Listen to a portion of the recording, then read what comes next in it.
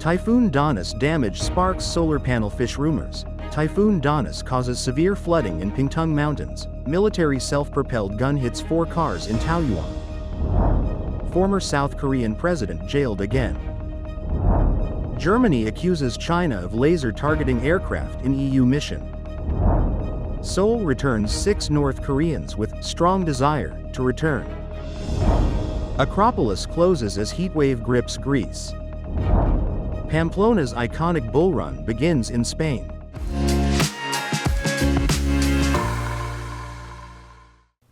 Hello everyone, I'm Oceana. Thank you for joining us on FUNDAY News. It is Friday, July 11th, World Population Day, and here are our top stories. And for today's Taiwan news, Typhoon Dannas caused severe damage in Jiayi County, overturning solar panels at Xinwen Retention Pond. False online rumors claimed toxic fish from the area might be sold in markets.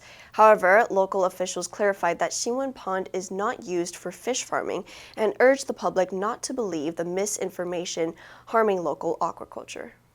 Heavy rain from Typhoon Dannas' southwest airflow flooded Pingtung village, destroying the only access bridge and culverts. Over 100 villagers are stranded with just 7 days of food. Authorities closed roads and urged people to avoid that area for safety. During the 10-day Hanguang 41 exercise, an M109A5 self-propelled gun from the Army's 542nd Artillery Battalion collided with 4 civilian vehicles in Taoyuan's Xinwu district. The vehicles were severely damaged, but no injuries were reported. The cause is under investigation.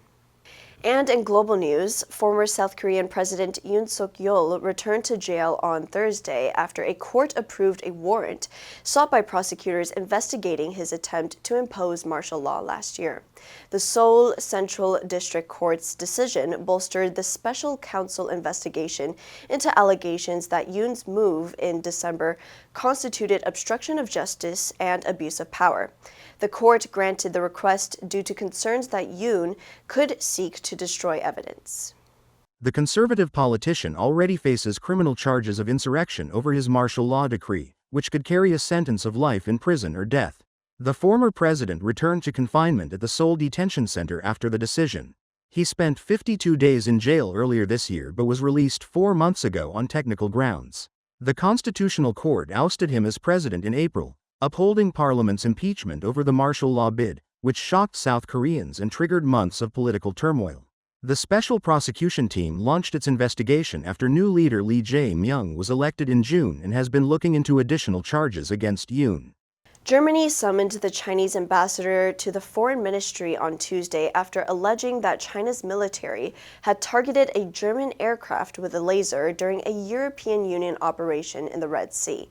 The flare-up in tensions comes amid growing concerns in the EU about Chinese influence on critical technologies and security infrastructure in Europe.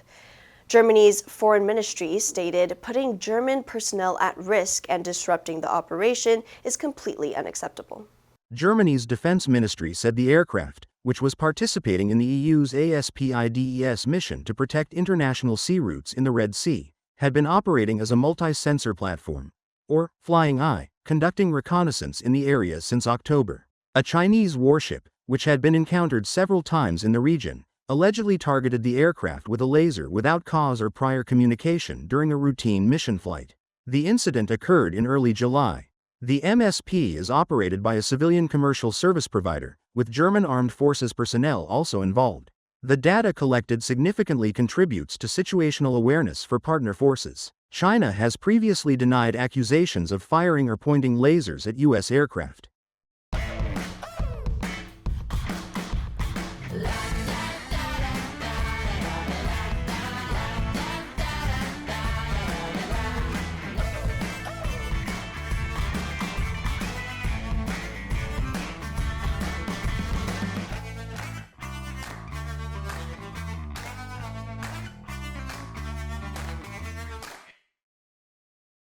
Seoul's Ministry of Unification said South Korea has repatriated 6 North Koreans who accidentally drifted into South Korean waters earlier this year. All 6 consistently expressed their desire to return. 2 of the North Koreans had veered into southern waters in March and stayed for 4 months, the longest period recorded for non-defectors.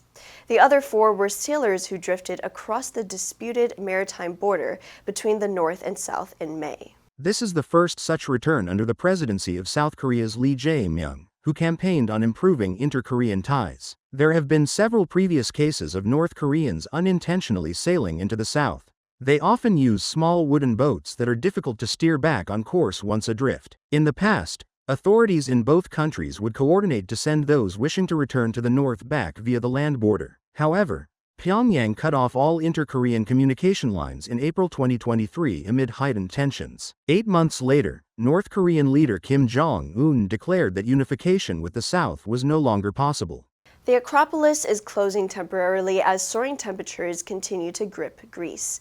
Highs of 42 degrees Celsius are forecast for parts of the country on Tuesday, and a Category 4 wildfire warning, signaling a very high risk, is in place in several regions. Wildfires have been reported in other parts of the continent, including France and Spain's Catalonia region, just weeks after they were hit by a deadly early summer heat wave.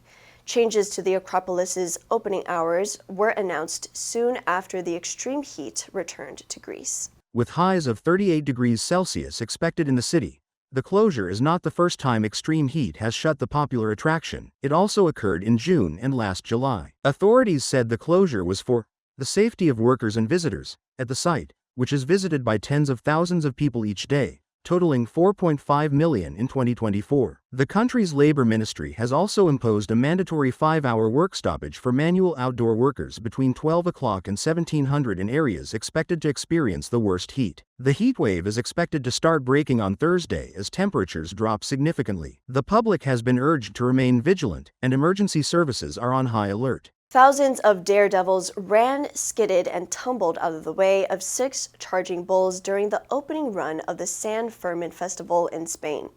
Monday marked the first of 9 morning runs during the famous celebrations held in the northern Spanish city of Pamplona.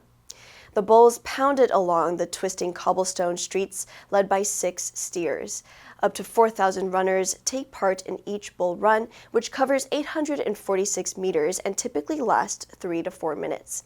Most runners wear the traditional attire of white trousers and shirts with a red sash and neckerchief. Expert Spanish runners try to sprint just in front of the bull's horns for a few death-defying seconds, egging the animals on with a rolled newspaper. Thousands of spectators watch from balconies and behind wooden barricades along the course. Millions more follow the visceral spectacle on live television. While goring is not uncommon, many more people are bruised or injured in falls and pile-ups. Medics rush in to treat the wounded and take the seriously hurt to hospital. Unofficial records say at least 15 people have died in bull runs over the past century. The deadliest day on record was July 13, 1980, when 4 runners were killed by 2 bulls. The last death was in 2009. The answer for yesterday was B, initiative.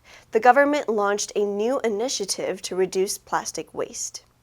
Did you answer correctly? Now let's delve into today's news. Former South Korean president jailed again. Number 1, allegation, 指控, 声称. The politician denied the allegations of corruption. Number 2, oust, 驱逐, 罢免, 撤职. The CEO was ousted after the scandal.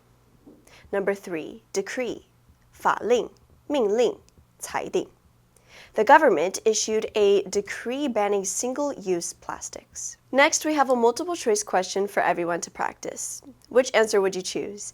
You can write your answer in the comment section, and the correct answer will be announced next week. In 1987, there was an event called 5 Billion Day, marked when the human population surpassed the 5 billion mark. Since then, the United Nations Development Program has worked to anticipate, support, and address the needs of a rapidly growing population.